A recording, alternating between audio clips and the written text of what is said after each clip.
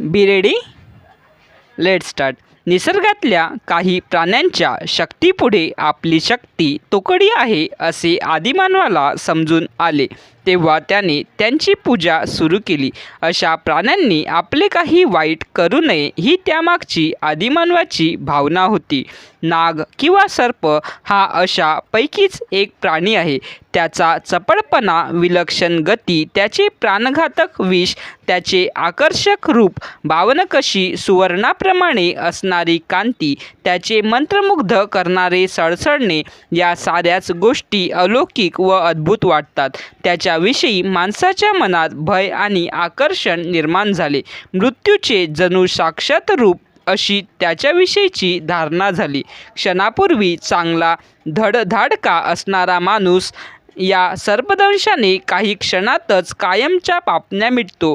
ज्याने आपणाला दंश केला त्याला तो नीटपणे पाहू शकत नाही. मृत्यू इतक्या जवळ अकल्पितपणे क्षणार्धात येईल याची कल्पनाही करता येत नाही. म्हणून नुसता सापाचा उच्चार केला तरी कापरे भरते. स्वाभाविकच तो माणसाचा पूजक बनला. प्राचीन भारतीयांनी त्याला दैवत्व देऊन आपला पूजाविषय बनविले. त्याला संस्कृतीचा एक अविभाज्य घटक बनविले. एवढेच नव्हे तर साप दलदलीत राहतो, वारुळात राहतो, घनदाट अरण्यात राहतो म्हणून त्याची जलवृष्टीवर सत्ता असते, समृद्धीवर सत्ता चालते नि भूमीच्या उपजाऊ शक्तीवर त्याची सत्ता चालते अशी मानवाची धारणा बनली. परिच्छेद. त्याच्या ठायी दैवी व दानवी शक्ती वास करतात. अशा श्रद्धेमुळे मंत्र, तंत्र, जादूटोणा, औषधोपचार इत्यादी कृत्यांमध्येही सर्पाकृतीचा वापर होऊ लागला. त्याच्याविषयीच्या अनेक कथाही तयार झाल्या. नागर संस्कृती असो की कृषी संस्कृती, वेदकालीन असो वा ऐतदृश्य संस्कृती असो, या दोन्ही संस्कृतीवर दीर्घकाळ खोल परिणाम करणारा प्राणी हा सापच आहे. आदिम जीवनावर त्याचा जितका भयकारी प्रभाव होता तितकाच कृषी जीवनावर जाणवतो. तो प्रभाव जसा लोकमानसावर आहे तसाच व्यक्तिजीवनावर आढळतो. सर्व आणि त्याच्या विषयीच्या संमिश्र धारणा आपल्या साऱ्याच धर्मांमध्ये खोलवर रुजलेल्या आढळतात. वाङ्मयामध्येही रुजलेल्या आढळतात. वैदिक ऋषींना त्याच्या घातकपणाची पूर्ण कल्पना होती.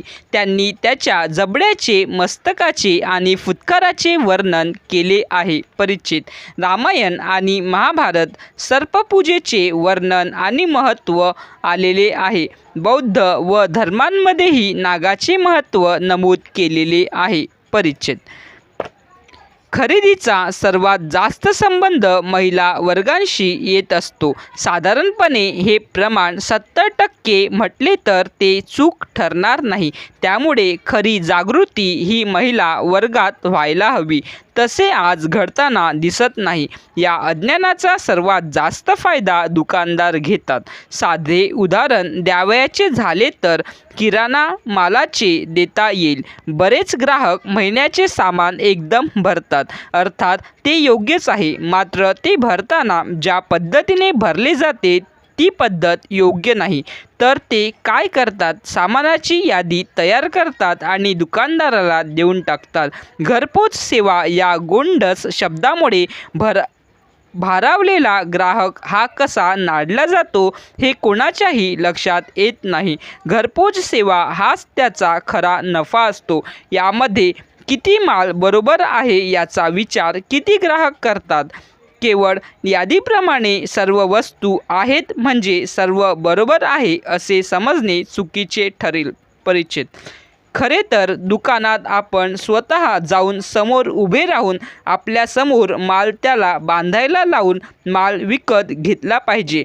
शक्य असेल तेव्हा सुटा घ्यावा, नाहीतर कंपनीच्याच खोक्यातील अगर डब्यातील सीलबंद माल घ्यावा, म्हणजे फसवणूक टळेल. आपल्या जीवनातील सर्वात मोठी फसवणूक जीवनावश्यक वस्तूंच्या खरेदीतच होत असते. थोड्याशा दुर्लक्षामुळे किती भयंकर कौटुंबिक अर्थचक्र बिघडत असते हे आपण लक्षात घ्यायला हवे. परिच्छेद. फसवणुकीचा आणखी एक प्रकार तो म्हणजे सेल. दुकानदार जेव्हा 500 रुपयांची साडी 300 रुपयात देतो तेव्हा तो रुपये 200ला इतरांना फसवीत होता.